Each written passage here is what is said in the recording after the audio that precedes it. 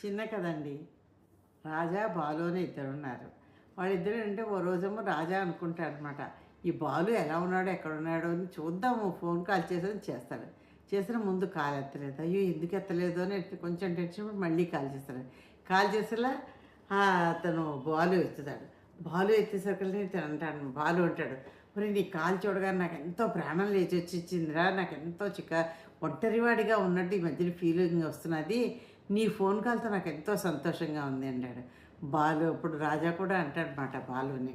వీళ్ళిద్దరూ ఒకళ్ళొకళ్ళు ఏమనుకుంటారంటే, నిజమే నాకు కూడా అలాగే అనిపించింది. అందుకే నీకు కాల్ చేశాను. నువ్వేం చాలా సంవత్సరాల ఎందుకు నీతో ఫోన్ చేసి నీతో మాట్లాడలేదు కదా అంటేను, నిజంగా ఇవాళ నీ ఫోన్ కాల్ రావడం నా ఒంటరితనం నుంచి ఎంతో రిలీఫ్ వచ్చినట్టుంది. ఎంతో హ్యాపీగా, సంతోషంగా ఉన్నట్టుంది.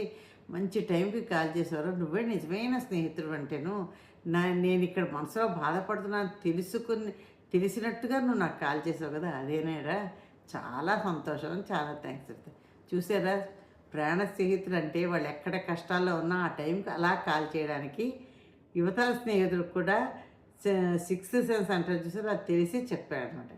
ఇదండి కథ. ఎలా ఉందో కామెంట్‌లో పెట్టండి. Thank you.